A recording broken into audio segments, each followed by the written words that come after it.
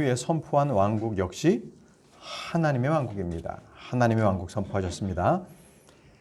이제 제자들은 궁금했어요. 그러면 실질적으로 이 땅 가운데 세워질 하늘의 왕국, 그 눈에 보이는 왕국은 언제 세워집니까? 그걸 알려달라고 했거든요. 그 구절이 사도행전 1장 3절에서 6절 말씀입니다. 사도행전 먼저 3절 한번 보겠습니다. 사도행전 1장 3절. 그분께서 순환을 받으신 뒤에 또한 자신이 살아계심을 절대 확실한 많은 증거로 그들에게 보여주시고 40일 동안 그들에게 보이시며 하나님의 왕국에 관한 것들을 말씀하시고, 자, 부활하신 예수님께서 하늘의 왕국에 대해서는 1절 말씀이 없으시고요. 대신에 하나님의 왕국에 대해서 말씀하고 계십니다. 이때 제자들이 주님께 물었습니다. 그러면 하늘의 왕국은 언제 옵니까? 그게 사도행전 1장 6절입니다.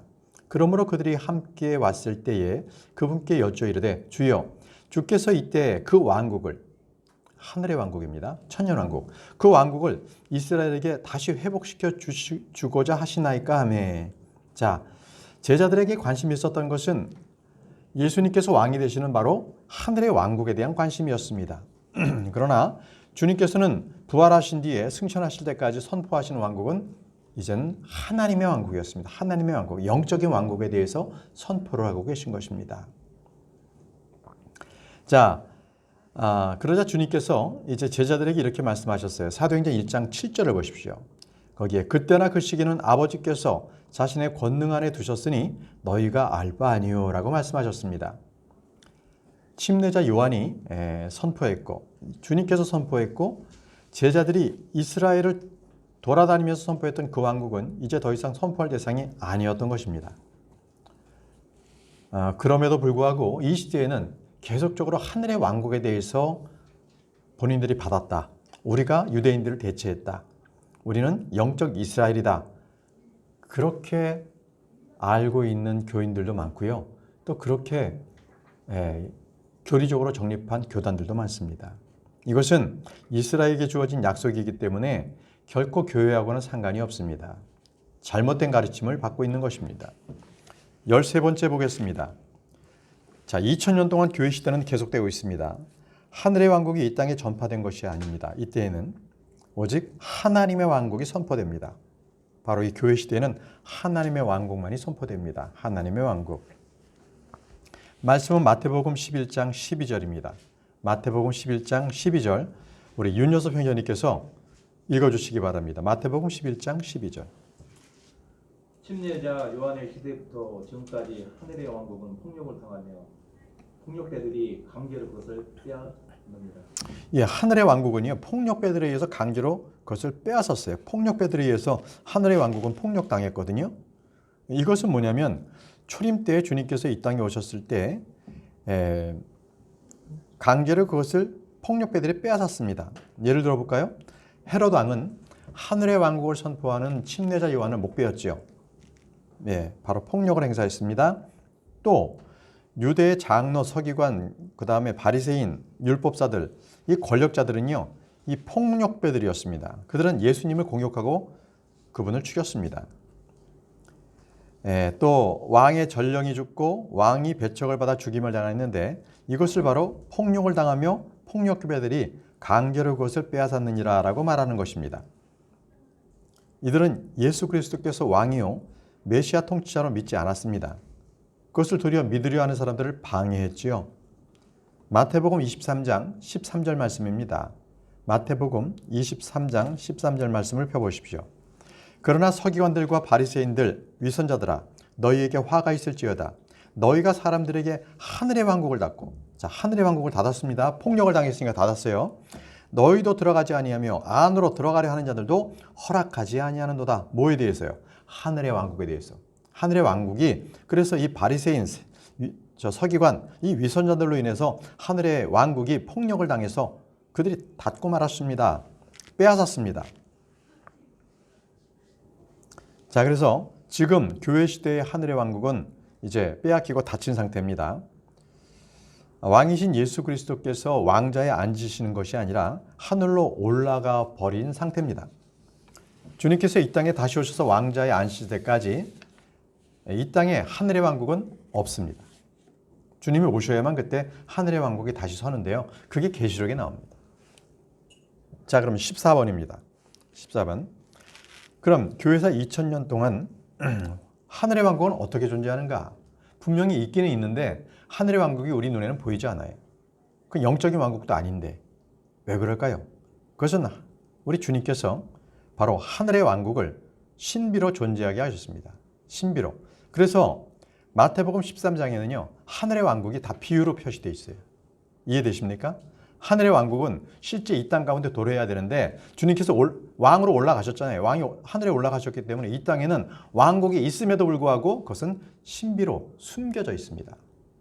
자, 지금부터 간략간략하게 그 하늘의 왕국에 대한 그 비유를 제가 몇 가지를 말씀드리겠습니다.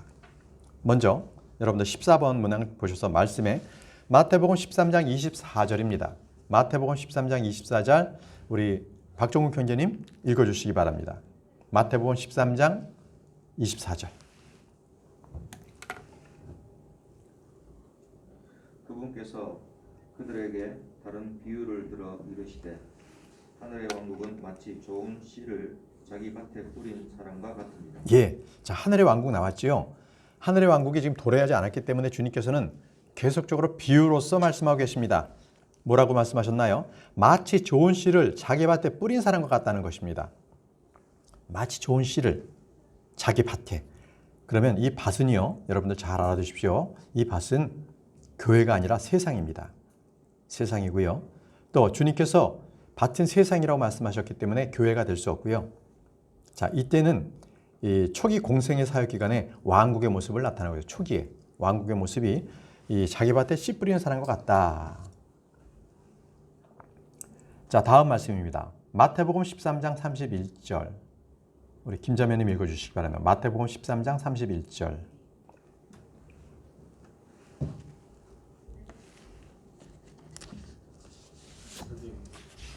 네, 자매님 읽어주십시오. 네. 그분께서 다른 비유를 들어 그들에게 이르시되 하늘의 왕국은 마치 어떤 사람이 가져다가 자기 밭에 뿌린 겨자씨 하나과 같습니다. 네. 자, 그분께서 다른 비유를 들어서 그들에게 이르시되 하늘의 왕국은 마치 어떤 사람이 가져다가 자기 밭에 뿌린 겨자씨 하나 같다는 거예요. 자, 이것은 뭡니까? 이 자기 밭이라는 것은 이스라엘의 포도원이죠. 그러니까 이스라엘의 잃어버린 양에게 왕국 복음을 선포했던 것입니다. 그런데 여기에 겨자씨 하나를 뿌렸는데 겨자씨는 채소입니다. 채소. 그런데 이게 나중에 거대한 나무가 된다고 하잖아요. 그것은 변질된 겁니다. 바로 종교가 세력화된 거죠. 구체적으로 말씀드리면 카톨릭, 바로 그러한 체계가 돼버린 거예요. 그러니까 이게 종교가 아니라 세상 권력이 돼버린 거죠. 그래서 식물인 채소인 이 겨자가 거대한 나무가 돼서 거기에 새들이 움집하고 있는 거예요. 예. 새들은 성경에서 악한 영들을 말하고 있습니다. 자, 다음은요. 마태복음 13장 33절입니다. 마태복음 13장 33절 권현재님 읽어주십시오. 그분께서 다른 비유를 그들에게 말씀하시되 하늘의 왕국은 마치 어떤 여자가 가져다가 굵은 서말 속에 숨겨 넣어 마침내 전부를 뜨게 한 누룩과 같으니라 하시니라. 예, 여기서 여자가 나오는데 이 여자는요. 교회 아니고요. 음녀입니다. 이세벨입니다. 큰 바빌론, 불법의 신비를 말합니다. 그래서 이 로마 카톨릭은요. 바벨의 종교 체계를 그대로 가져왔기 때문에 보통 이 종교의 개혁자들은 이 음료를 로마 카톨릭이라고 얘기를 하고 있습니다. 그 계시록에도 음료가 나옵니다. 바빌론 나오는데 바로 로마 카톨릭이 이 세상 멸망할 때에 세상의 종교를 통합합니다. 지금도 WCC로 활동하고 있죠. 예, 그 카톨릭이 주도합니다. 자, 나중에 마지막 때가 되면 카톨릭은 종교 통합을 할 것입니다. 그리고 세상의 정치를 다스릴 바로 적그리스도가 나타나서 음료를 버리죠. 그리고 자기가 통치합니다. 그게 계시록에 나오는 말씀입니다. 자, 여기서 누룩은요, 이 아주 안 좋은 교리입니다. 누르기 교리라는 것은 발람의 교리, 니골라파의 교리 이렇게 말합니다. 성경에서 누룩은 절대 좋은 뜻으로 쓰이지 않습니다. 그래서 누룩, 효모 이런 것들 들어가는 것 마시지 않습니다. 그게 포도주입니다. 누룩은 결코 성경에서 좋게 말하지 않습니다. 자, 다음 말씀 마태복음 13장 44절입니다. 김전 자매님께서 마태복음 13장 44절 읽어주십시오. 또한 하늘의 왕국은 마치 밭에 숨겨진 보물과 같으니라. 사람이 그것을 발견하여 숨겨두고 그것으로 말미암은 기쁨 때문에 가서 자기가 가진 모든 것을 팔아 그 밭을 사느니라. 예, 여기 하늘의 왕국에 대해서 우리가 계속 공부하고 있습니다. 하늘의 왕국은 마치 밭에 숨겨진 보물과 같습니다. 지금 하늘의 왕국은요, 지금 이제 주님께서 올라가셨기 때문에 이 땅 가운데 없습니다. 계속적으로 비유로서 그 신비를 말씀하시는데 밭에 감춰진 보물 같다고 말씀하셨습니다. 그래서 그 사람이 그것을 발견하고 숨겨두고 그것을 기쁨으로 가서 자기 모든 소유를 다 팔아서 그 밭을 산다고 말씀하셨습니다. 그러면 여기서 밭은 뭡니까? 세상입니다. 그리고 숨겨진 보물은 무엇입니까? 하늘의 왕국을 얘기하는데요. 여기서는 하늘의 왕국에 바로 백성인 이스라엘을 말하고 있습니다. 이스라엘. 하나님의 특별한 보물이 이스라엘입니다. 성경 여기저기에서도 이스라엘을 하나님의 특별한 보물이라고 말하고 있습니다. 그리고 예수님께서 자신의 피로써 그 백성을 사셨죠. 그리고 이 하늘의 왕국은 2000년 동안 밭에 숨겨진 보물과 같습니다. 그래서 예수님께서 자기 피로 그 백성을 사셨습니다. 이해되시죠? 만약에 우리 사람 같으면은 그 뭔가 보물이 밭에 있으면 그것을 그냥 가져가면 되잖아요. 훔쳐가면 되잖아요. 그렇지만 주님께서는 도둑질 하실 수 없는 분이십니다. 그래서 그걸 숨겨두고 자기 싹을 내고 그 밭을 샀습니다. 이해되시죠? 자, 이스라엘은 온 세상에 흩어져 숨겨 있는데요. 이제 지금 현재가 바로 왕이 없는 왕국의 모습을 이스라엘 보면 딱 그렇습니다. 나중에 주님 오시면 이스라엘은요, 온 이 세계 각국에서 다 예루살렘으로 다 모입니다. 하늘의 왕국의 그 백성이기 때문에 그렇습니다. 자, 다음은 마태복음 13장 45절 말씀 곽자매님께서 읽어주십시오. 마태복음 13장 45절입니다. 네, 하늘의 왕국을요 어떻게 비유했냐면 마치 좋은 진주를 구하는 상인과 같다고 말씀하셨습니다. 자, 여기 상인은 누굽니까? 예수님이십니다. 진주는요, 여기서는 교회를 말하고 있습니다. 이 진주는 교회입니다. 마태복음 13장 47절에는 또 하늘의 왕국은 마치 바다에 던져 각종 물고기를 모는 그물과 같다라고 말씀하셨습니다. 그물과 같다. 자, 이 말씀은요, 이 주님께서 제자를 부르실 때 사람을 낚는 어부가 되라고 하셨잖아요. 바다는 민족들이고 세상이기도 합니다. 바다가 그렇습니다. 민족이나 세상을 말합니다. 물고기는 누굴까요? 사람을 말합니다. 사람입니다. 주님께서는 이스라엘뿐만 아니라 모든 이방인들을 다 불러 모으십니다. 그래서 그물에 걸린 좋은 고기, 나쁜 고기를 다 구분하십니다. 그래서 사람을 낚는 어부는 좋은 고기만 그늘에 담게 되는 것이죠. 그것이 하늘의 왕국입니다. 이 마태복음 13장에 나오는 이 하늘의 왕국의 신비들, 이것은 초림 때부터 교회가 들림받을 때까지 이 땅에 있을 왕국, 하늘의 왕국이 신비로 숨겨져 있다는 겁니다. 자, 이제부터 우리가 공부할 이 말씀들은요, 실제 이 5가지가 나오는데 대환란 때부터 주님의 지상 재림 때까지 이스라엘 모습을 이스라엘을 얘기합니다. 이제부터 잘 보세요. 이스라엘의 모습을 나타나는데, 자, 여러분들 거기 교재 보시면은 있죠? 마태복음 13장하고 이스라엘의 모습이라는 거 적어 놓으시고요. 15번 문항을 보십시오. 15번 문항에는 마태복음 18장 23절 말씀입니다. 제가 읽겠습니다. 그러므로 하늘의 왕국은 마치 자기 종들로부터 회개의 보고를 받으려고 하는 어떤 왕과 같으니라. 하늘의 왕국은요, 자기 종들로부터 회개 보고 왔습니다. 그 어떤 왕과도 같습니다. 크리스천들은 그리스도의 심판석에서 회개 보고 합니다. 그러나 유대인들이나 민족들은요, 이 땅에서 심판을 받습니다. 그때 주님은 재림하시고 왕이요 심판자가 되십니다. 그래서 15번은 회개보고를 적어 놓으십시오. 자, 다음은 16번 문항을 보겠습니다. 우리 윤현전님부터 읽어주시기 바랍니다. 16번에 마태복음 20장 1절입니다.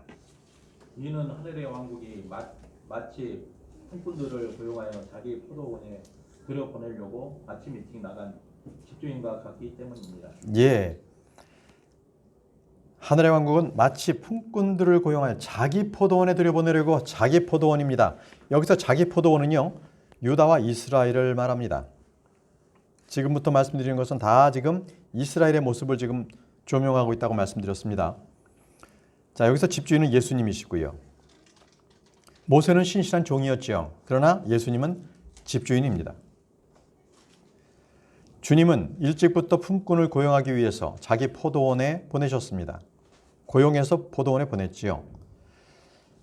그 참고 구절로 예레미야 7장 25절에 주님은 너희 조상이 이집트 땅에서 나온 날부터 이날에 이르기까지 내가 날마다 일찍 일어나 너희에게 나의 모든 종 대언자들을 보내고 보내었으나 라고 했습니다. 계속 주님께서는 자신의 종을 보냅니다. 또 예레미야 26장 5절에도 또 내가 일찍 일어나 너희에게 보내고 보내었으나 이렇게 말씀하십니다.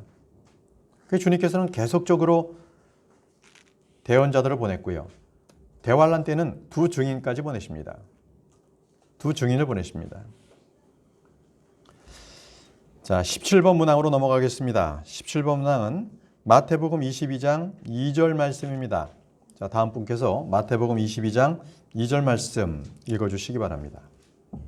마태복음 22장 2절 하늘의 왕국은 마치 자기 아들을 위해 혼인잔치를 베푼 어떤 왕과 같으니. 네, 하늘의 왕국은 혼인잔치를 베푼 어떤 왕과도 같아라고 말씀하고 계십니다.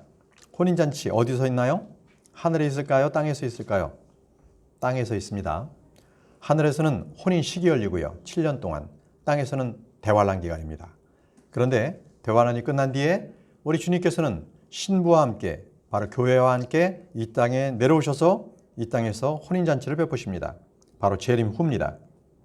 그때 손님 중에서 어린 양으로서 결혼식 예복을 입지 않는 자들은 다 쫓겨납니다. 그때 쫓겨나는 거예요. 결혼식 예복을 믿지 않는 손님들은 다 쫓겨납니다. 18번 문항 보겠습니다. 마태복음 25장 1절 말씀 다음 분께서 읽어주십시오. 마태복음 25장 1절.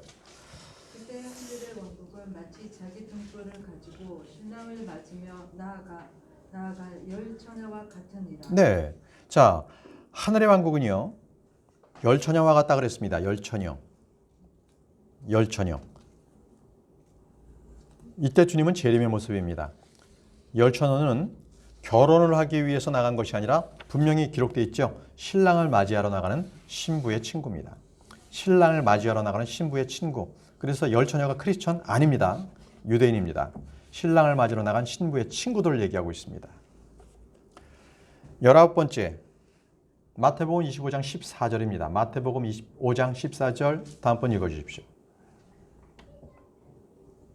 하늘의 왕국은 마치 먼 나라로 여행하면서 자기 종들을 불러 그들에게 자기 재산을 맡긴 어떤 사람과 같으니라. 예, 예수님은 제자들에게 자신이 떠난다고 하셨습니다. 먼 나라로 여행한다는 것은 셋째 하나를 말씀하고 있는 것입니다.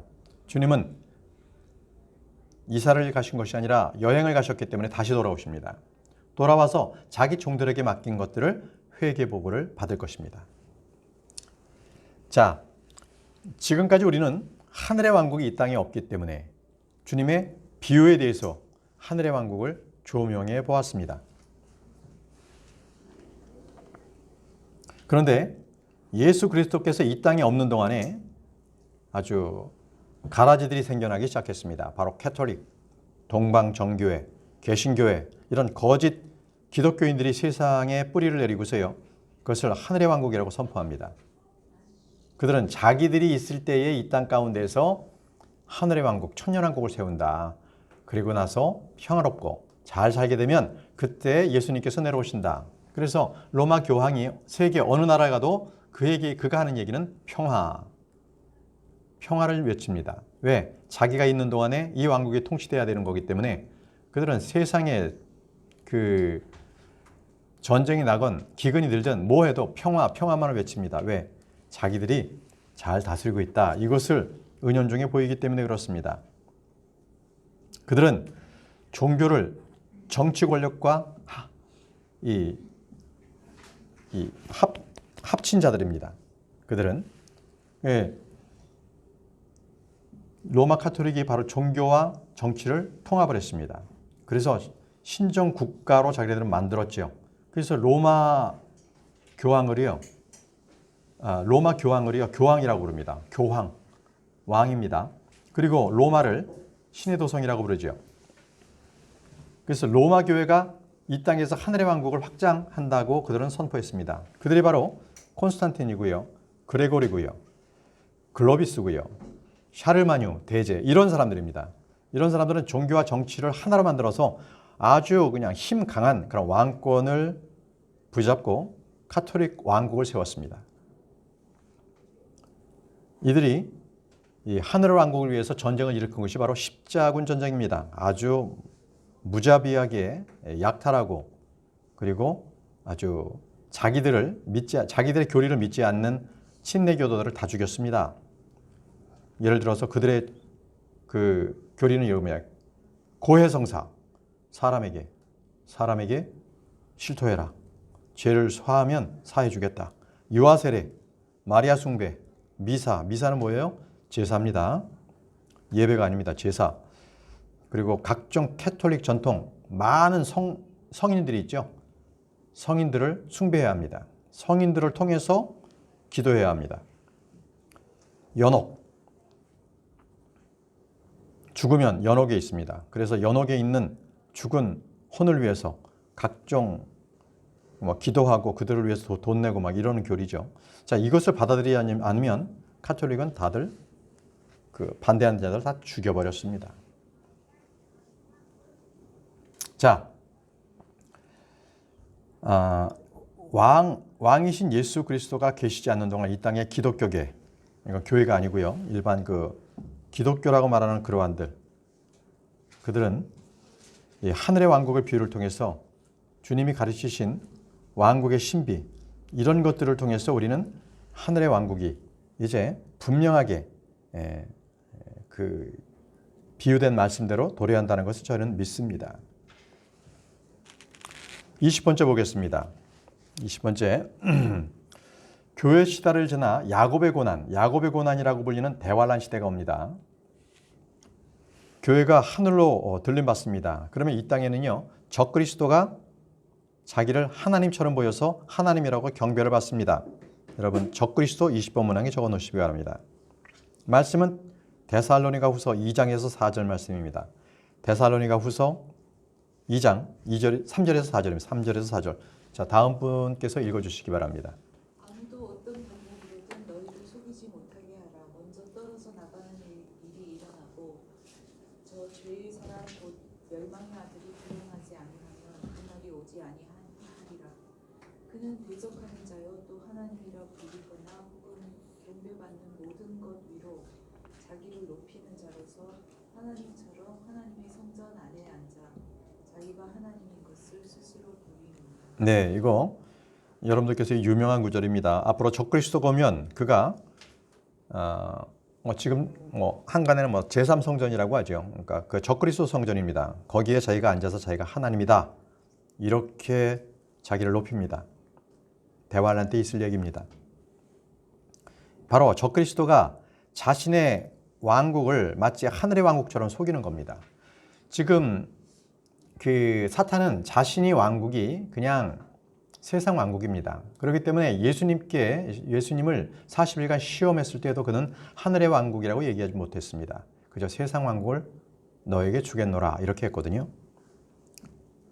그래서 이때는 이 데살로니가 후서 이 대환란 때는 하늘의 왕국이처럼 자기가 이제 하나님인 것처럼 속입니다.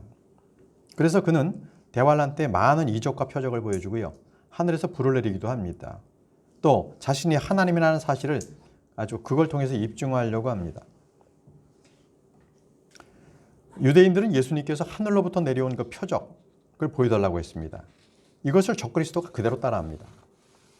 마태복음 24장 24절에 거짓 그리스도들과 거짓 대언자들이 일어나 큰 표적들과 이적들을 보여할 수만 있으면 바로 그 선택받은 자들을 속이리라. 바로 그 선택받은 자들을 속인다고 말씀하셨습니다. 그들은 자신이 원했고 구했던 표적들, 이적을 보면서 그냥 속임을 당합니다. 그래서 사탄은요, 계속적으로 자기 왕국을 차지하기 위해서 유대인들을 없애버리려고 합니다. 그렇지만 계시록에 보게 되면 우리 주님께서는 1260일, 한때, 두때, 반때, 3년 반 동안 이스라엘을 광야에서 보호하고 계시죠. 그래서 우리가 보통 대환란 기간을 주의 분노의 날, 야곱의 고난의 때, 큰 환란 이렇게 부르고 있습니다. 왜냐하면 이 땅에 하나님의 진노가 쏟아 부어지기 때문에 그렇습니다. 용과 적그리스도, 거짓 대언자들은 우리 주님을 대적하기 위해서 2억의 군대를 모아서 예루살렘으로 진격합니다. 그러나 그때 주님께서는 자신의 입에서 나오는 칼로, 말씀으로 모두를 멸해버리십니다. 그런데요, 이때 전쟁에서 죽은 이 군대들의 피가 말 곱비까지 찹니다. 얼마나 높겠습니까? 말 곱비까지 차 올라갑니다. 그리고 거짓 대언자들 적그리스도는 산채로 브로스에 던져집니다. 계시록 19장에 나옵니다.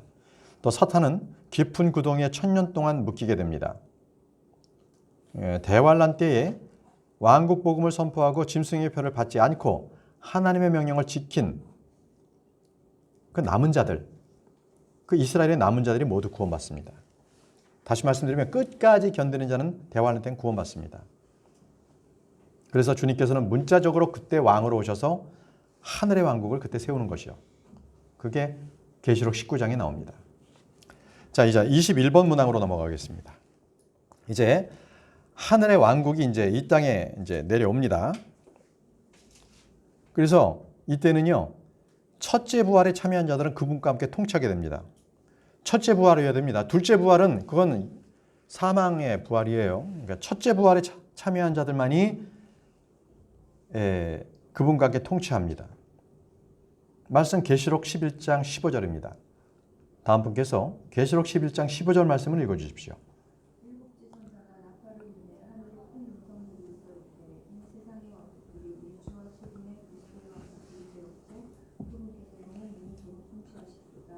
예. 자, 이 세상 왕국들이 우리 주와 그분의 왕국들이 되었고 주께서 영원토록 통치하시리로다. 자, 이 구절이요. 계시록 11장 15절이 바로 하늘의 왕국이 도래한 거예요. 그리고 하나님의 왕국은 이 땅 가운데 있었잖아요. 마음에 있잖아요. 하나가 되는 거예요. 그래서 여기에 계시록 11장 15절 말씀을 보게 되면 이 세상 왕국들이 우리 주와 그분의 그리스도의 왕국이 되었고 바로 하늘의 왕국, 하나님의 왕국이 딱 하나가 된 거예요. 그리스도의 왕국이 된 겁니다. 그러므로 우리 그분께서 영원무궁토록 통치하시리라 이렇게 말씀하셨습니다. 다른 말씀은 누가복음 1장 32절에서 33절 말씀을 제가 읽겠습니다. 누가복음 1장 32절, 33절 말씀입니다. 그가 크게 되고 가장 높으신 이의 아들이라 불릴 것이요 주 하나님께서 그의 조상 다윗의 왕자를 그에게 주시리니 그가 영원토록 야곱의 지국을 통치하며 그의 왕국이 무궁하리라 하니라 이렇게 말씀하셨습니다. 자, 이 왕국은 하늘의 왕국, 하나님의 왕국이 동시에 이 땅 가운데 임한 모습을 말하고 있습니다. 자, 마지막 22번 문항 보겠습니다. 22번. 천년왕국이 끝날 때 사탄은 잠시 풀려납니다. 그래서 민족들을 속이죠. 이 민족들이란 것은 천년왕국 동안 새롭게 태어났던 자들이죠. 그들도 구원이 필요했습니다. 구원받지 못 받는 자들은 다시 또 사탄의 그러한 유혹에 넘어갑니다. 죄를 짓죠. 자, 땅의 사방에 있는 민족들이 주를 대적해서 전쟁이 터집니다. 그것이 바로 계시록 20장 8절 말씀입니다. 계시록 20장 8절 말씀을 우리 윤영재님 순서입니다. 네, 읽어주시죠. 나가서 땅의 사방에 있는 민족들과 곡과 마곡을 속이며 그들을 함께 모아 전쟁하게 할 터인데 그들의 수는 바다의 모래 같으니라. 예. 자, 사방에 있는 민족들, 곧 곡과 마곡을 속인다고 했습니다. 예, 그들의 수는 바다의 모래같이 많다고 했습니다. 자, 이 전쟁은요, 이제는 하늘에서 불이 내려와서 이들을 멸해버립니다. 불이 내려옵니다. 그리고 이제 마지막에는 이 하늘과 땅이 사라집니다. 계시록 21장에 나옵니다. 그리고 이제 둘째 사망이 있습니다. 큰 왕자 앞에서 구원받지 못한 자들은 모두가 다 지옥과 바다에서 나와서 자기 행위대로 심판을 받고 브로스, 영원한 브로스로 던져지는 거죠. 그게 계시록 21장 8절에 둘째 사망을 말씀하고 있는 겁니다. 그래서 더 이상 사망은 없고 슬픔이 없습니다. 그리고 새하늘과 새 땅 도래합니다. 새 예루살렘이 있게 되고요. 거기서 이제 구원받은 민족들은 영원 세계에서 살게 됩니다. 이게 주님께서 말씀하시는 왕국입니다. 이 왕국을 계속 우리가 지금 쭉 살펴봤거든요. 여러분, 지금 이 교회 시대는요, 저녁입니다. 저녁이에요. 그래서 이제 아침이 도래한다 그러면 그때는 주님이 오실 때입니다. 그렇기 때문에 저녁이기 때문에 우리 보러 계속 깨어 있어라, 기도하라 이렇게 말씀하시는 겁니다. 오늘 우리 주님께서 말씀하신 왕국에 대해서 우리가 같이 공부했습니다. 기도하고 마치겠습니다. 위대하시고 전능하신 아버지 하나님, 오늘 예수 그리스도께서 선포한 왕국에 대해서 우리가 함께 공부했습니다. 이 말씀들로 우리가 주님께서 지금 하늘의 왕국에 대해서 우리가 그 비유를 잘 깨달아 알게 도와주시고 다시 오실 주님을 기대하며 또 그때 이 세상 왕국이 그리스도의 왕국이 될 때 우리는 주님과 함께 통치가 되는 그러한 소망을 갖게 하시니 감사합니다. 이 땅은 우리가 잠시 있을 곳이요 나그네요 순례자입니다. 우리가 이 땅에 소망 두지 않고 저 하늘에 소망을 두며 잠시 거쳐갈 이 땅에서 우리가 결코 여기에서 영원 무궁토록 있을 것과 같이 여기에 우리가 기쁨을 두지 아니하도록 저희를 인도해 주시고 오직 주의 말씀에 우리가 힘을 얻어 더 경주하는 저희 모두가 될 수 있도록 인도해 주옵소서. 예수님의 이름으로 기도합니다. 아멘. 마치겠습니다.